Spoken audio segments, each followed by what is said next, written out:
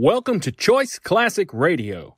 Like us on Facebook, subscribe to us on YouTube, and help keep this show alive by donating at choiceclassicradio.com.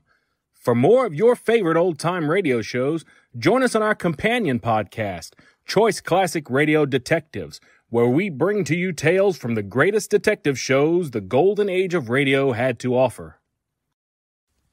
And now, with 50 episodes made, broadcast on NBC Radio from 1950 to 1951, we bring to you Dimension X.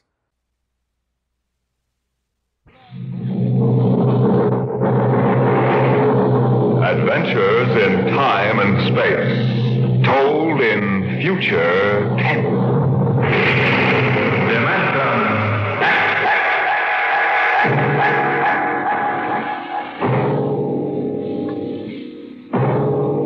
The National Broadcasting Company, in cooperation with Street and Smith, publishers of astounding science fiction, bring you Dimension X.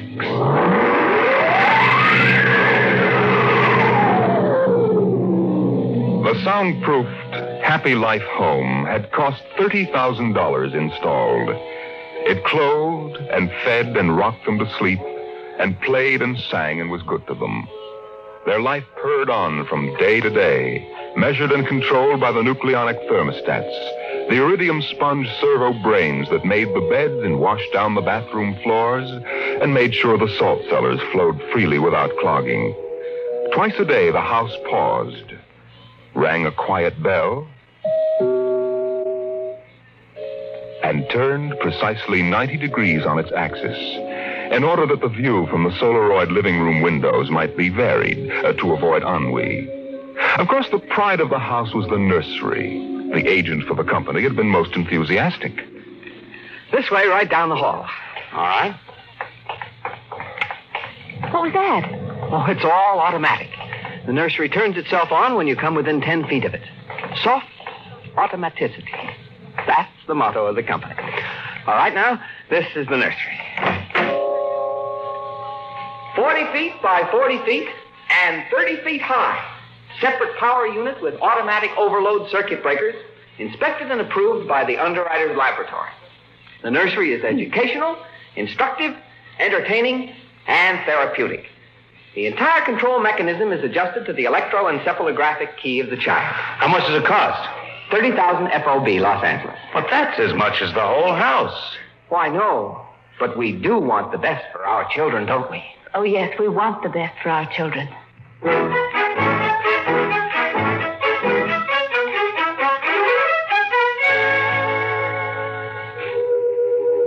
And it was the best. The crystalline walls wavered from 2 to 3 dimensions. The pseudo-textured composition flooring shifted lightly from brick to dirt to waving grass. And the odorophonics wafted the scent of fantasy through the hermetically conditioned and filtered air. The nursery was the very best. But then they wanted the very best for the children. The technicians installed the nursery, and the heavy coaxial power cable was run in from the main line. The walls sprang to life, and the mental control banks and relays hummed. All right, Peter and Wendy, this is your nursery. What's so special about a nursery, Dad? Plenty. You just go in and see. Oh, do we have to? It's so big. You promised you'd play ball with me outside, Pop. Go on, kids. Try out the nursery. It's better than any old yard. Oh. Go on in, dear. You'll be surprised.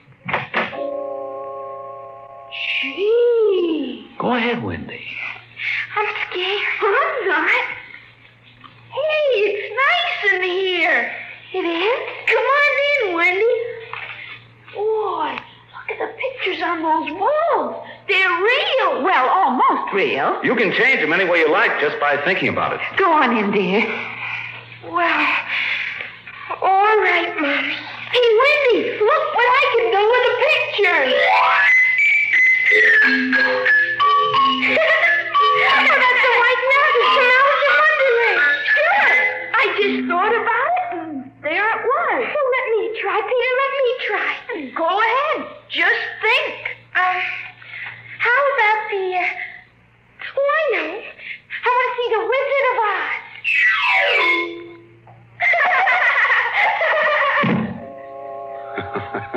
Well, dear, there we are. They like it, don't they? Well, why shouldn't they? All they have to do is think, and they've got whatever they want in 3 dimensions. Color, sound, and smell. Oh, think what it would have been like to have a nursery like that when you were a kid. It's nice that we can give them all the advantages. Why, sure. What else are we working for, huh? Right. Well, what do you want to do this evening? Well, the Petersons asked us over for bridge, but... Oh, we don't have to worry about the kids. They'll be all right in the nursery. Come on, Lydia. We deserve a night out.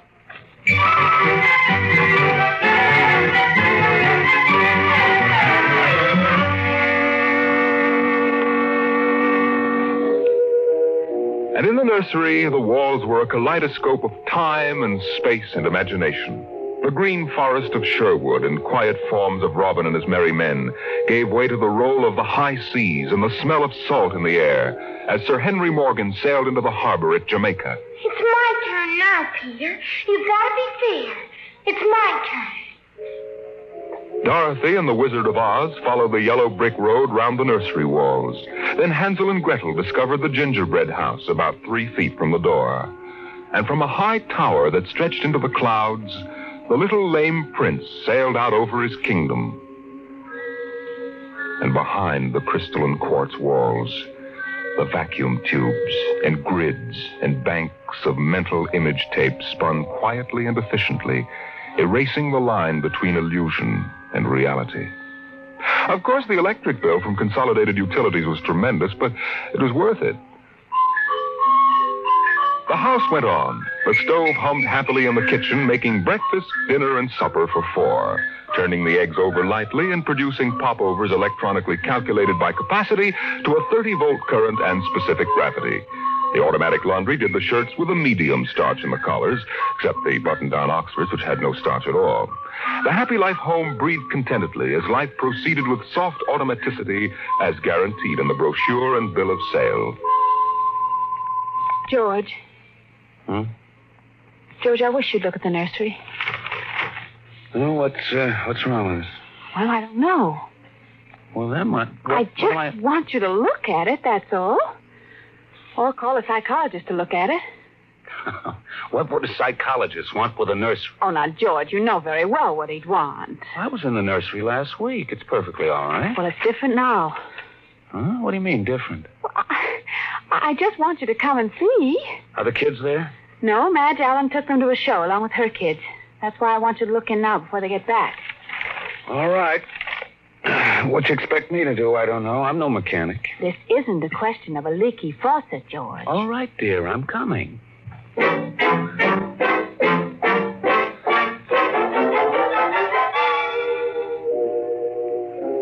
nursery light flicked on as they came down the hall. The relays clicked, and the tubes warmed, and chemical odor banks and pipes bubbled into life as they paused before the closed door. Go ahead, George. Open it. On all sides, in 3 dimensions, stretched the hot, tired landscape of an African veldt, reproduced to the last stick and pebble and bit of straw. The ceiling above them became a sky with a hot, yellow sun. A wind blew in from the baked veldtland, the hot straw smell of lion grass, the cool green smell of the hidden waterhole, the great rusty smell of animals, the smell of dust like red paprika on the hot air. And now the sounds.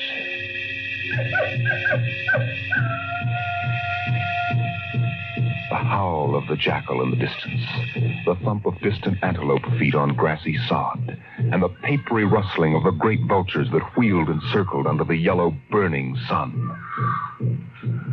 Oh, let's get out of this sun. It's a little too real. Oh, no, George. You promised you'd look around. Well, I don't see anything. Now, wait a minute. Look. There are the vultures. Filthy creatures. And there are the lions. Far over that way. Yes, I see them. They're on their way to the water hole. They've just eaten. Eaten? Yes, I can't see what. The sun's too strong. Well, shade your eyes. Some animal. A zebra or a baby giraffe, maybe. Can you see it? Are you sure? It's a little too late to be sure. Nothing over there but clean bone. Vultures dropping for what's left. George, did you hear that scream? What scream? Just now. Sorry, hon, no. Here come the lions. George, they're frightening. Take it easy, Lydia. They're just illusions. It was a miracle of mechanical efficiency. The lions prowling toward them over the tawny veltland. A miracle of inventive genius. Every house should have one. The lions were 15 feet away. So real, so startlingly real, you could feel the prickling fur on your hand. Your mouth was stuffed with the dusty upholstery smell of their heated pelts. The yellow of them was in your eyes, like the yellow of an exquisite tapestry. The yellows of lions in summer grass. The sound of the matted lion lungs exhaling on the silent noontide. And the smell of meat from the panting, dripping mouths. George, I'm afraid. They're so real. They're only an illusion, Lydia, that's all. Watch out! Out, quick, outside. Oh, George. Lydia, my poor, sweet Lydia. George, they almost got her. No. Take it easy. Calm down. Yes, but I could feel their breath. No. Get a hold of yourself, Lydia. They aren't real. Walls, that's all it is. Crystalloid walls. But they look so real. Yes, darling. Of course they do. But it's all dimensional color reactionary process and mental tape film behind glass screens. It's all odorophonics and sonics. Now, here, take my handkerchief. I'm afraid, George. Did you see? Did you feel? It's too real. No, Lydia. We've got to tell Wendy and Peter not to read any more on Africa. Yes, of course, dear. Do you promise? Sure. And lock the nursery for a few days. Oh, now, wait a minute, dear. Let's keep our sense of proportion. George, I want you to lock that place up. Honey, you know how difficult Peter is about that. I punished him last week by locking the nursery for an afternoon, and he threw a tantrum, and Wendy, too. Honey, they live for the nursery. I tell you, it's got to be locked. That's all there is to it. Lydia, you need a rest. Oh, I don't know. Maybe I don't have enough to do. I have too much time to think. All I do is set the menu selector dials at the beginning of the week. But, honey, that's the whole idea. The house is automatic. I know. But couldn't we turn it off for a couple of weeks? Just a couple of weeks and take a vacation. You mean that you want to fry eggs for me? Yes, I do. And darn socks, too. I feel like I don't belong here. The house is wife and mother and maid. How can I compete with the African veldt? And you, George, you don't know what to do with yourself in the house when you're home. You're drinking too much. Am I? You feel useless, too. Yes, I suppose I do. George. Those lions can't get out of there, can they? Oh, of course not, dear. Now, don't think about it anymore.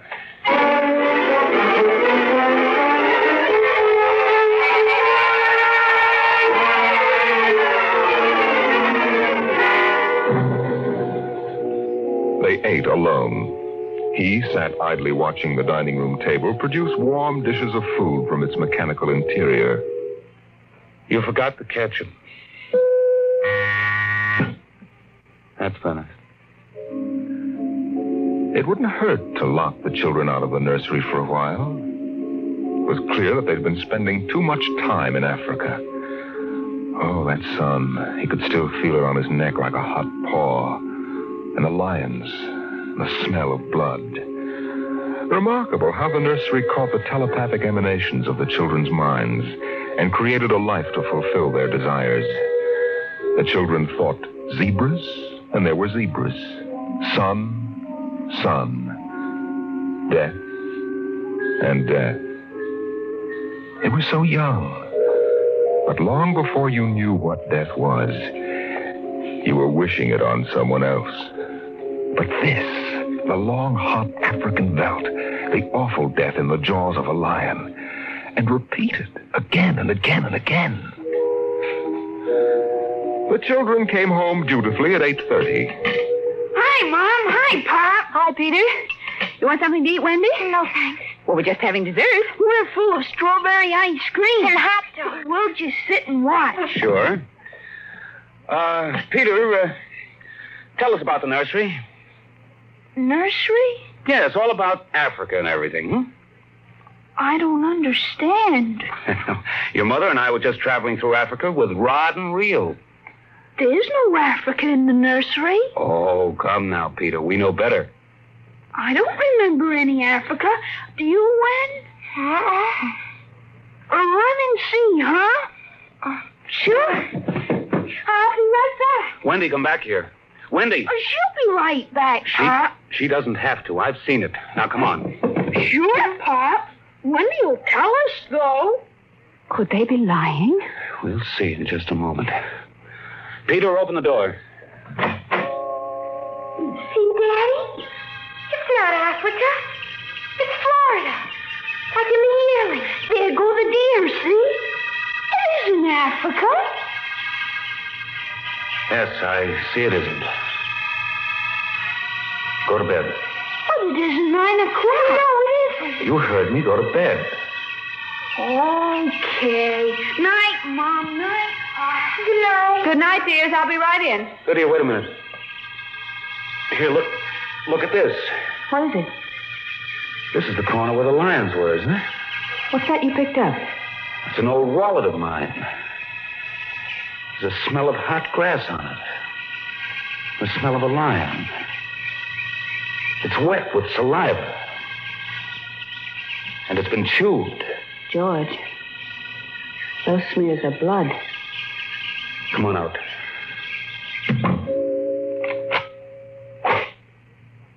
Now let's go to bed.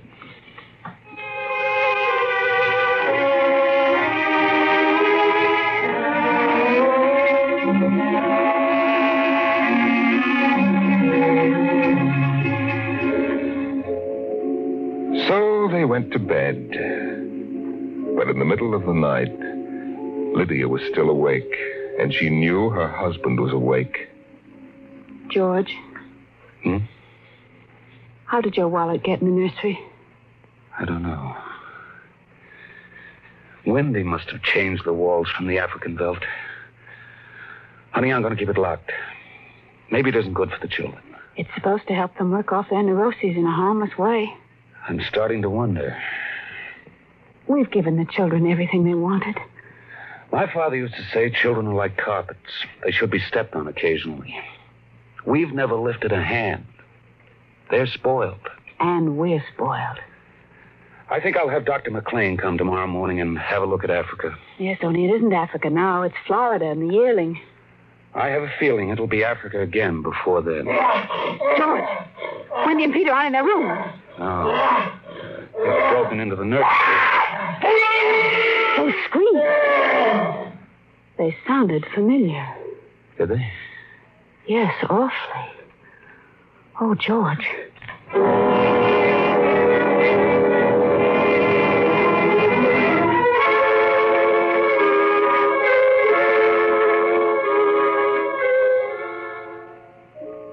Although their automatic Somno beds tried very hard, the two adults couldn't be rocked to sleep for another hour. A smell of cats was in the night air. And in the morning, the stove cooked French toast, and the dining room table poured the syrup and melted butter. Pop, Yes? you aren't going to lock up the nursery for good, are you? That all depends. On what? On you and your sister? We feel that you should have some variety, dear. If you intersperse this Africa with a little Sweden or China... I thought we were free to play the way we like. Well, you are within reasonable bounds. Well, what's wrong with Africa, Daddy? Oh, so now you admit you've been thinking up Africa, hmm? I wouldn't want the nursery locked up ever. Well, as a matter of fact, we're thinking of turning the whole house off for about a month. Sort of camping out. You mean I'd have to tie my own shoes instead of having my shoe tire do it? And brush my own teeth and comb my own hair and give myself a bath? Well, Wendy, it would be fun for a change, don't you think, dear? No, it'd be awful. I didn't like it when you took out the picture painter last month. Well, that's because I wanted you to learn to paint by yourselves. I don't want to do anything but look and listen and smell. What else is there to do? Oh, all right. All right, go play in Africa. Are you going to shut off the house? We're considering it. I don't think you better consider it anymore, Pop. I won't have any threats from you, son. Okay, Pop. Come on, Wendy. Let's get back.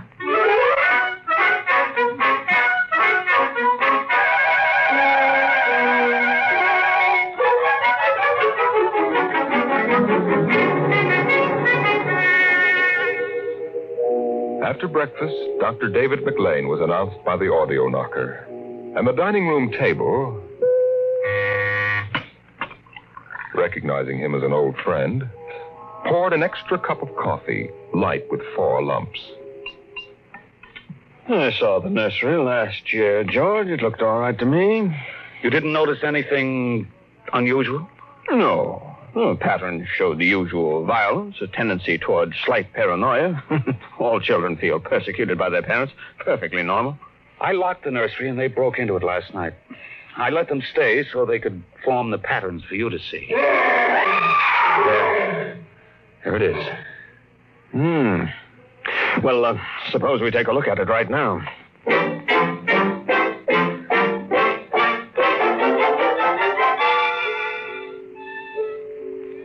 They entered without knocking and sent the children out.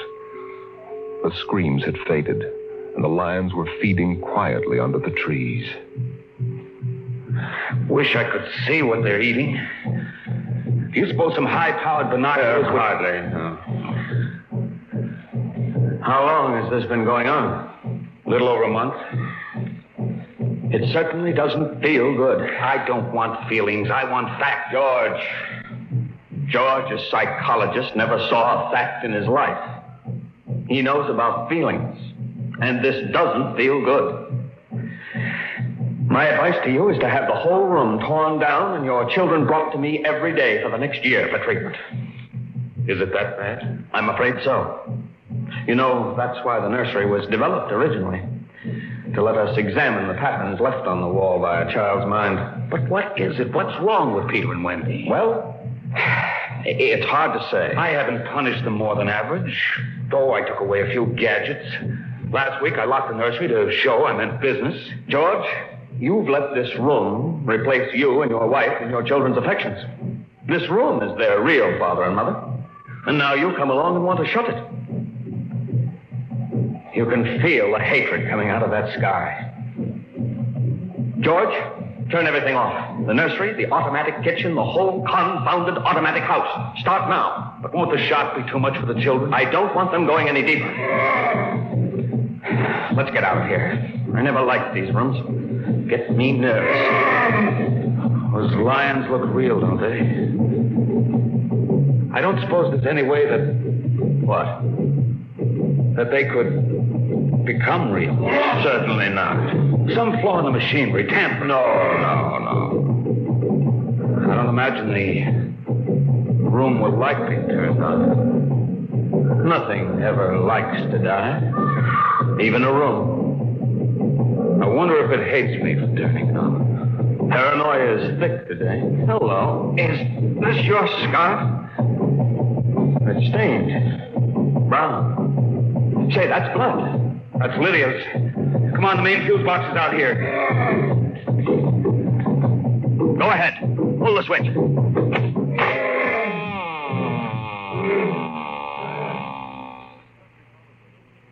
Yeah.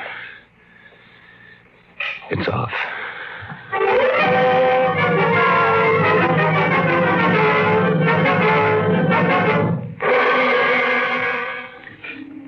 The 2 children were in hysterics. They screamed and kicked and threw things. They yelled and sobbed and swore and jumped on the furniture, weeping. It's off and it stays off. The whole house dies as of now. The more I see of the mess we put ourselves in, the more it sickens me. We've been contemplating our electrical, mechanical navels for too long. We need air.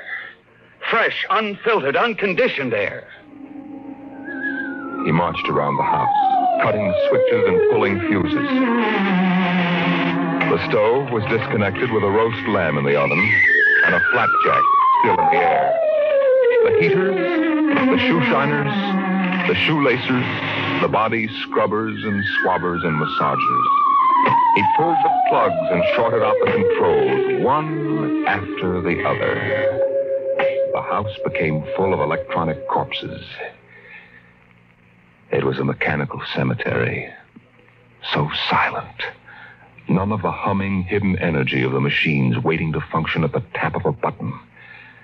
And by the still dining room table, its radionic insides dead and currentless, Peter wailed at the house. Don't let them do it. Don't let Pop kill everything. I hate you, Pop. I hate you. Peter, please. Insults won't get you anywhere. I wish you were dead. We were for a long while. Now we're going to start really living. Once more, Daddy. Just once more. Oh, Wendy, one honey. minute of the nursery. That's all. Just one more minute. Oh, George, it can't hurt, really. Oh, all right. Only shut up. 1 minute. And that's the end. Forever. Gee, thanks, Pop. Thanks. Then we're going on a vacation. Dr. McLean is coming in a half hour to help us out. Lydia, turn on the nursery. Now, remember, kids, it'll be just for 1 minute. Oh, boy. Come on, Wendy. Come on. Thanks, Daddy. Thanks a lot. Just 1 minute, remember. Oh, where'd I put those suitcases? Lydia! Don't shout, George. I'm right here. Oh, did you leave them alone in the nursery? Well, I've got to get ready, George. Oh, that awful Africa. What can he see in it? Well, in an hour, we'll be on our way to Iowa. What prompted us to buy a nightmare like that? Pride, I guess. We had the money and we were foolish. I guess we'd better get them out of there before they get involved with those beasts again.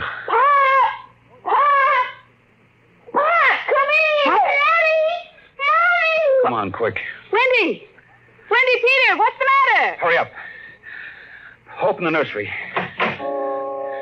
Wendy, Peter. Well, they aren't anywhere. Wendy! Peter! Peter! Oh. The door. Open the door. They've locked it from the outside. Peter!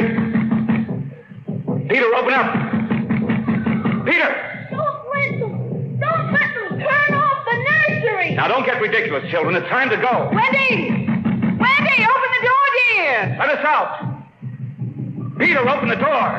It's time to go. Open the door. George, the lion. Peter, do you hear me? Open this door. They're all around us. George! Son, do you hear me? Let us out. George, look out!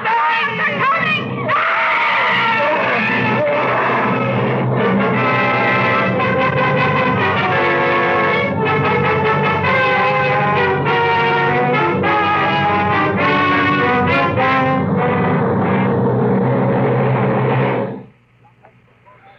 When Dr. David McLean came a half hour later, he found the two children in the nursery sitting in the center of the open glade, eating a picnic lunch.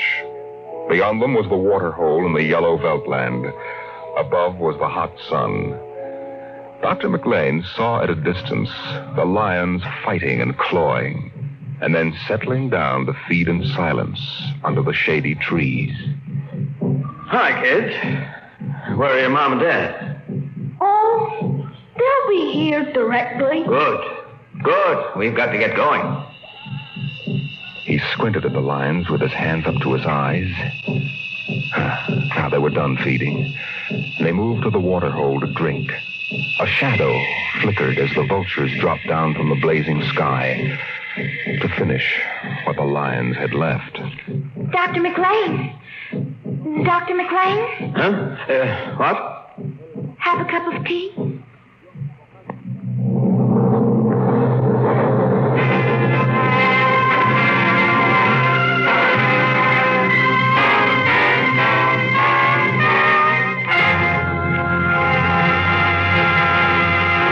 You've just heard another adventure into the unknown world of the future. The world of Dimension X.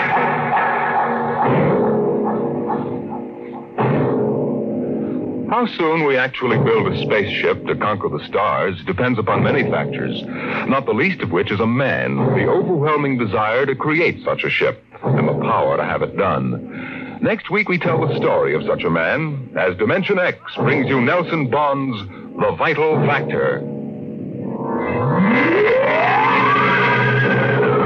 Dimension X is presented transcribed each week by the National Broadcasting Company in cooperation with Street and Smith, publishers of the magazine Astounding Science Fiction.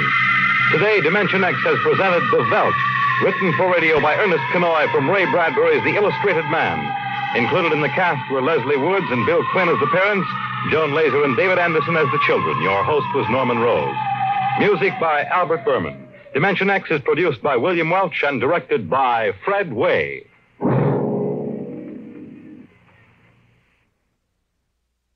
That concludes today's episode. We'd like to thank you and remind you to donate at choiceclassicradio.com. Remember, your donations make episodes like this possible.